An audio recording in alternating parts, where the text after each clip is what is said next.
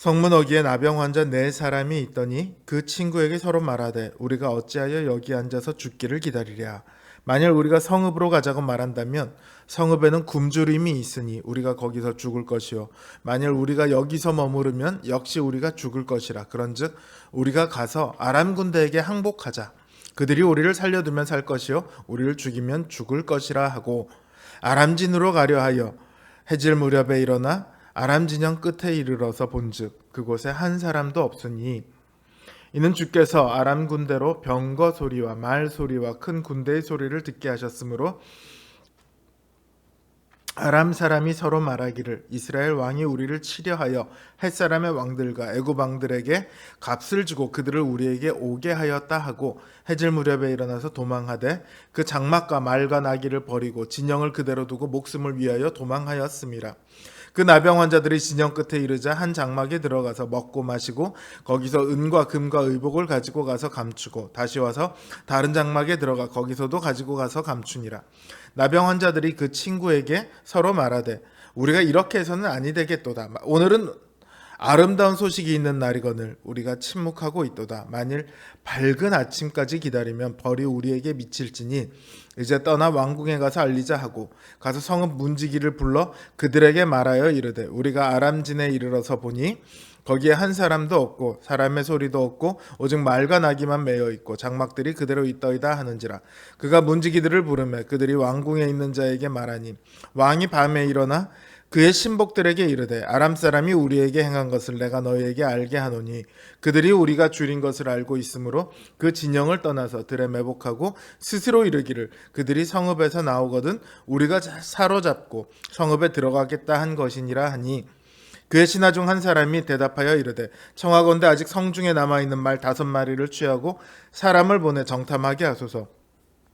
그것들이 성중에 남아있는 이스라엘 온 무리 곧 멸망한 이스라엘 온 무리와 같으니이다 하고 그들이 병거 둘과 그 말들을 취한지라. 왕이 아람 군대 뒤로 보내며 가서 정탐하라 하였더니 그들이 그들의 뒤를 따라 요단에 이른즉 아람 사람이 급히 도망하느라고 버린 의복과 병기가 길에 가득하였더라. 사자가 돌아와서 왕에게 알리니 백성들이 나가서 아람 사람의 진영을 노락한지라. 이에 고운 밀가루 한 스아에 한 세겔이 되고 보리 2스아가 한 세겔이 되니 여호와의 말씀과 같이 되었고 왕이 그의 손에 의지하였던 그의 장관을 세워 성문을 지키게 하였더니 백성이 성문에서 그를 밟음에 하나님의 사람의 말대로 죽었으니 곧 왕이 내려왔을 때에 그가 말한 대로라. 하나님의 사람이 왕에게 말한 바와 같으니 이르기를 내일 이맘때에 서마리아 성문에서 보리 2스아를 한 세겔로 매매하고 고운 밀가루 한 스아를 한 세겔로 매매하리라 한즉 이때 이 장관이 하나님의 사람에게 대답하여 이르되 여호와께서 하늘에 창을 내신들 어찌 이 일이 있으랴 하며 대답하기를 내가 내 눈으로 보리라 그러나 그것을 먹지는 못하리라 하였더니 그의 장관에게 그대로 이루어졌으니 곧 백성이 성문에서 그를 밟음에 죽었더라. 아멘.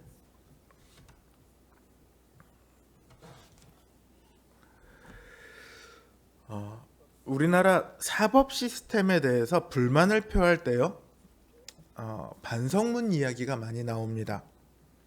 피해자에게는 사과 한 번 안 했는데 그냥 재판장한테 잘못했다고 하면 그걸 반성한 것으로 쳐서 정상 참작을 해주는 경우가 종종 나와요. 피해자 입장에서는 열받죠. 사실 피해자뿐만 아니라 누가 봐도 열받을 만한 일이잖아요.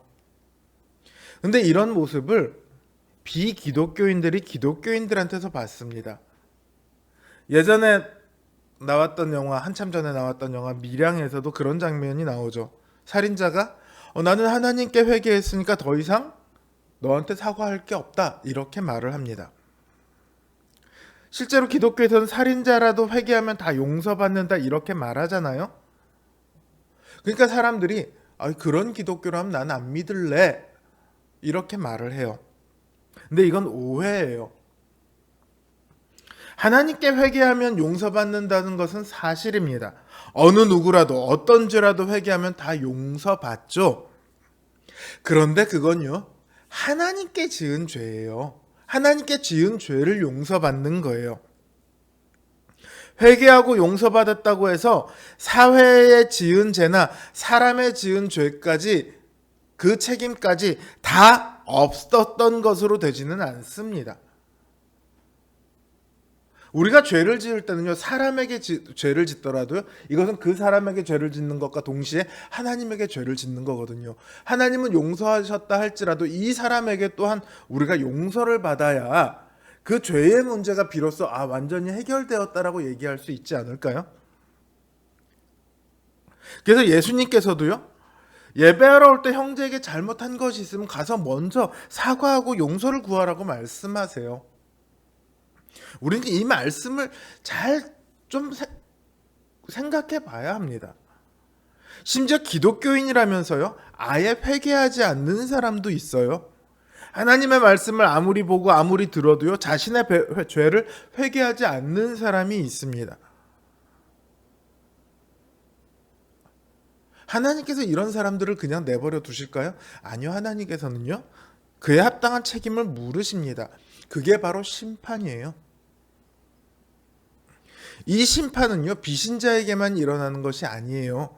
신자에게도 일어납니다. 보다 정확하게 말하자면 스스로 신자라고 주장하는, 그러나 여전히 죄 가운데 행하고 있는 사람에게 일어나는 거예요. 오늘 본문이 딱 그 얘기입니다. 오늘 본문에는 아람으로부터 이스라엘을 구원하신 하나님의 역사가 나타나요. 아람의 군대가 사마리아를 둘러싸 성내에 먹을 것이 없게 됐잖아요. 그때 나병 환자 4명이 자기들 먹을 것도 없는데 우리 먹을 걸 주겠어?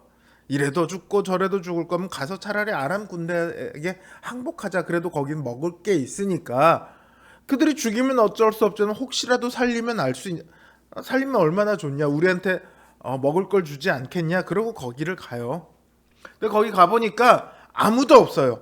하나님께서 아람 군대의 진영에 많은 그 사람 소리와 말 소리와 병거 소리가 들리도록 하십니다. 그러니까 이들이 성을 둘러싸고 있는데 성 안에서가 아니라 성 밖에서 그 소리가 들리니까 이거 큰일 났다. 이 사마리아를 구원하기 위해 저 혹시라도 애굽이나 다른 족속들이 돈을 받고 이 사마리아를 구원하기 위해 왔나 보다 하고 잽싸게 튀는 거예요. 다 버리고 도망을 갑니다. 심지어 무기까지 버리고 도망가요. 나병 환자들은 가봤는데 아무도 없어요. 눈치도 보지 않고 신이 나서 먹고 마십니다. 금과 은과 옷도 챙깁니다.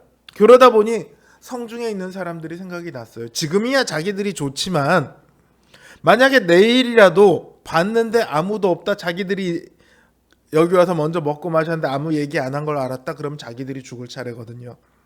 그러니까 가서 알리자고 해서 성읍 문지기에게 가서 말합니다. 성읍 문지기는 또 그 소식을 전했겠죠. 왕이 이 소식을 들었어요.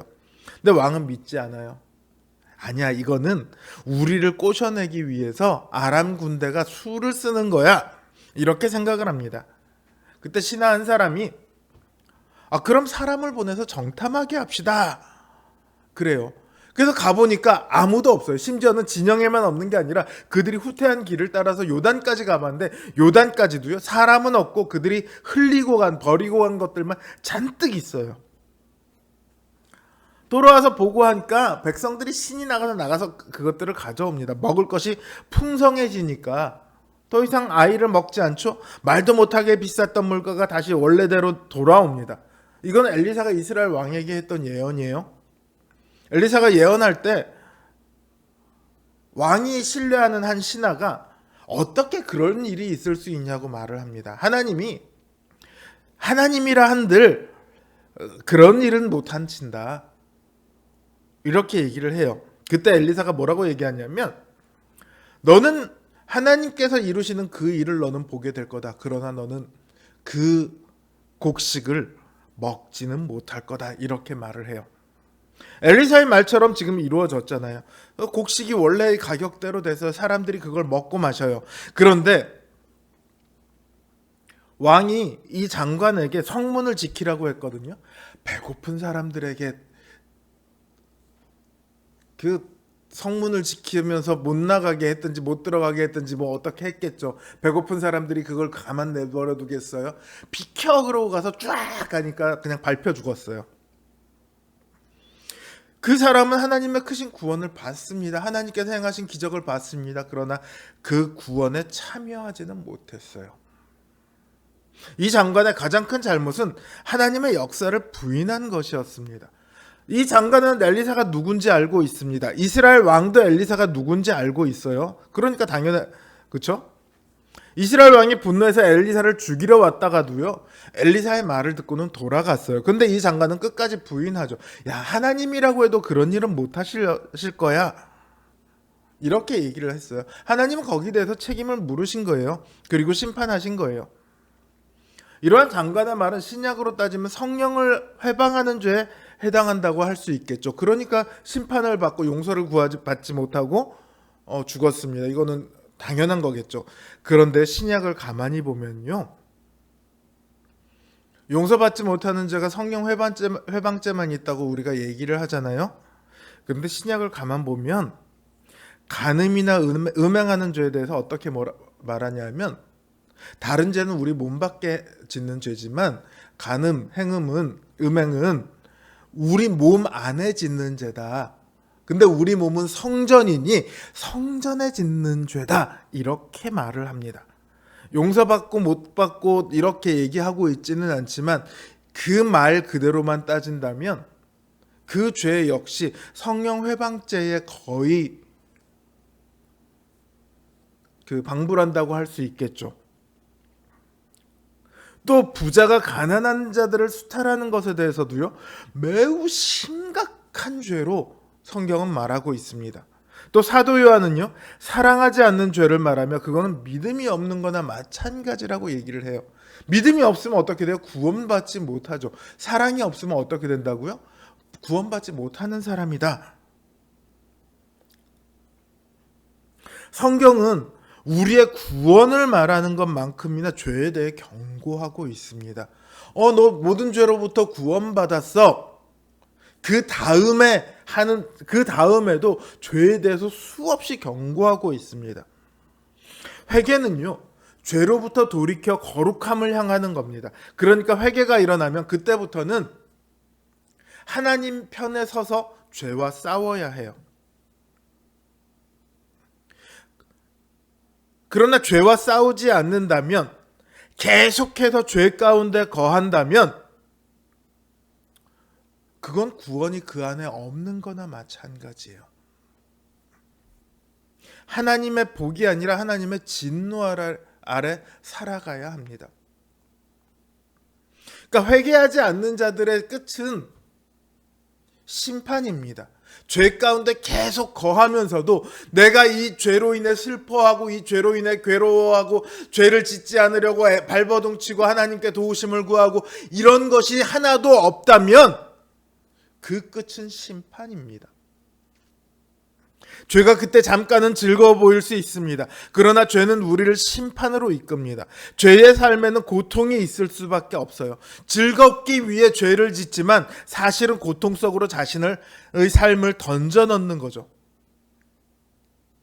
자신이 아무리 신자라고 나는 하나님을 믿고 있다고 말할지라도 죄를 여전히 즐거워하고 죄 안에 계속해서 거하고 있다면, 그 죄로부터 벗어나지 못한다면 그 삶에는 하나님의 진노와 저주만이 남을 뿐입니다. 이게 징계와 고난 외에 또 다른 우리에게 닥쳐오는 고통의 이유입니다. 하나님은요, 죄에 대해 극도로 미워하세요. 우리에게 그 책임을 물으십니다. 그 책임을 다행히 우리 주 예수 그리스도께서 모두 져 주셨습니다. 그러나 아까 말했듯이요, 사람에게 예를 들어 내가 사기를 쳤어요. 그의 돈을 1,000만 원을 가져왔어요. 이 1,000만 원을 돌려주지 않으면서 하나님께, 하나님 제가 잘못했습니다, 용서해 주세요. 그럼 하나님께서 그거를 회개한 것이라고 받아들이실까요? 죄의 결과물까지 다 털어버려야 비로소 그것을 회개했다라고 인정하지 않을까요? 성경은 사실은 그렇게 이야기하고 있다고요. 하나님의 은혜는 우리를 부자가 되게 인도하는 게 아니라 거룩한 삶으로 인도합니다. 우리를 쾌락과 즐거움 가운데로 인도하는 것이 아니라 그것들과 오히려 결별하고 그것들과 싸우도록 만듭니다. 이 은혜를 따라 거룩한 삶을 살아가시길 바랍니다. 죄를 따라 심판받는 그 고통을 스스로 선택하고 따라가는 어리석은 일이 없으시기를 바랍니다. 우리 가운데 죄는 그 잔재라도 그 조각이라도 남기지 않기 위해 우리는 애쓰고 싸우고 발버둥 쳐야 합니다. 늘 은혜 가운데 거하며 주님의 도우심을 입어 그 죄와 싸우는 우리 거룩한 성도님들 되시길 주님의 이름으로 기원합니다.